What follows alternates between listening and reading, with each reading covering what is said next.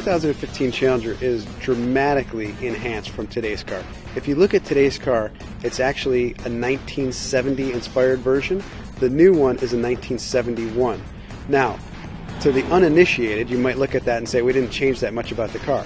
But to the true enthusiasts, number one, we didn't want to change the iconic silhouette of the car. We didn't want to change the muscular proportions of the car, but we needed to update it.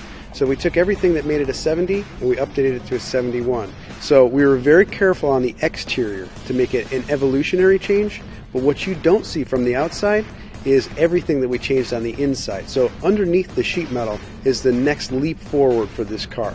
We literally changed everything on the inside from a clean sheet design. So merging the heritage with the new technology. Tick-tock gauge cluster, which is a very big nod to the heritage, but it surrounds a 7-inch TFT. So blending the old technology with the new technology and having state-of-the-art functionality. So it's got the latest of everything on the interior, but from the outside, it still has the very iconic proportions. Heritage is absolutely critical to this car. This customer really identifies himself with the first generation muscle car.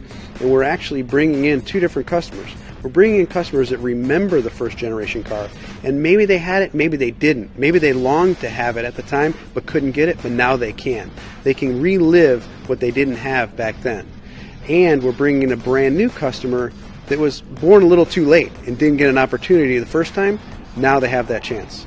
In addition to everything we've changed on the car, the evolutionary change on the outside, the changes that we made to the interior, the leapfrog in technology on the safety technology, we also didn't forget that it's a muscle car. So first and foremost, we had to upgrade the performance of the car. Now, back in the day, the first generation car, 80% of the people bought a manual transmission, 20% bought an automatic. And back then, a lot of the reason they did that was the automatic was not as fast as the manual. Well, today, 80% of the buyers buy an automatic and 20% buy the manual. The manual is still incredibly fun to drive, but the automatic, now with an 8-speed in every Challenger, is actually faster than the manual. I have the luxury of being able to drive both, and I will tell you, these new cars are far superior to the old cars. And you can only say that if you own one.